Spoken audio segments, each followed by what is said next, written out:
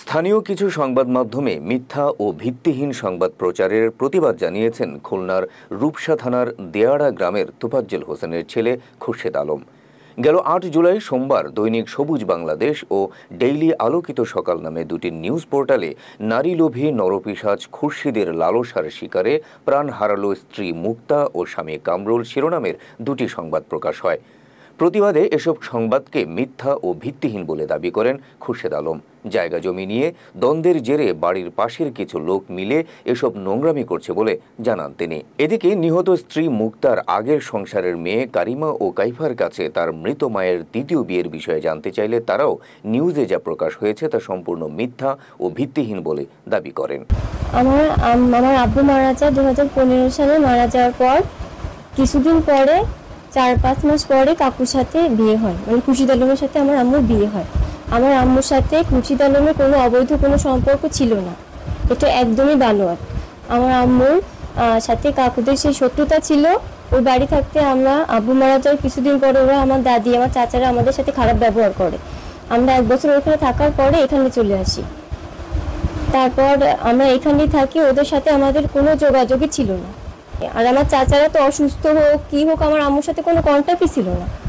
যেদিন মারা যায় তখন জানে যে মারা গেছে। তারা কিভাবে অভিযোগ করে যে আমার আম্মুরে মারি ফেলছি আমরা বা কাকু মারি ফেলছি, এরকম তো অভিযোগ কোনো আসার কোনো প্রশ্নই ওঠে না। একদম অসুস্থ ছিল, তারা জানতোই না যে অসুস্থ ছিল।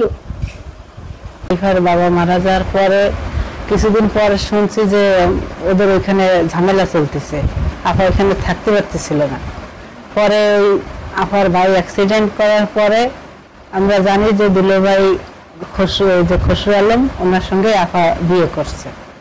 বিয়ে করার পরে ওখানে থাকতে পারছে না বলে আমার শ্বশুর বললো যে তাই আমার এখানে এসে মেয়েরা পড়ালেখা করবে, ওইখানে টিকতে পারতেছে না, আমার ওইখানে আসে।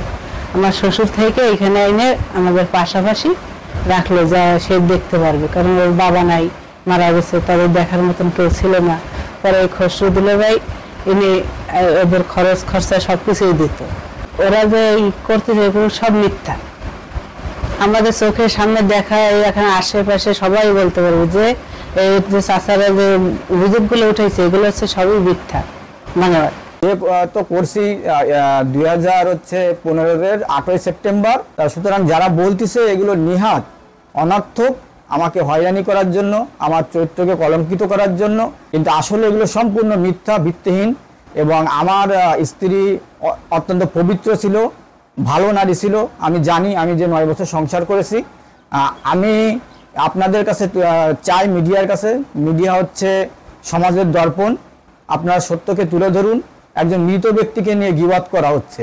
যে ধরনের কথা লিখছে যে আমরা ভূমিদস্যু, আমরা মানুষের মাইরে ধরে অনেক বড় লোক হয়েছি, তা আমরা যদি ভূমিদস্যু হই, আমাদের দলিল যদি জাল থাকে বা যদি কোনো কিছু থাকে, তাহলে কোর্টে যাদেরটা নিচ্ছি তারা মামলা করুক, আইন অনুযায়ী ব্যবস্থা নিক। তারপর যদি তারা পায় আমরা দিয়ে দেবো। এক পক্ষের বক্তব্য শুনে লিখলো, কিন্তু আমার কোনো কথা শুনলো না, আমার কোনো ডকুমেন্ট নিল না, দেখলো না, মেয়েদের কাছে কথা শুনলো না, মেয়েদের মামার কাছে কথা শুনলো না। ঠিক আছে, তো আমি বিনীতভাবে অনুরোধ রাখবো, আপনারা সাংবাদিক ভাই, আপনারা সঠিক তথ্য তুলে ধরবেন। সেটা যদি আমারও ভুল হয় তুলে ধরবেন, তাদের ভুল হলেও তুলে ধরবেন। তো আমি আপনাদের কাছে বিনীত অনুরোধ রাখবো যে আপনারা এটা কলমের কালি দিয়ে তুলে ধরেন সমাজের কাছে। আমার স্ত্রীকে নিয়ে যে ধরনের বিশ্রী ভাষায় লেখালেখি হচ্ছে, আমি এটা বন্ধ হোক চাই, এবং যে সাংবাদিক বা সম্পাদকরা এটা করছে তাদের আইনের আওতায় আনা হোক।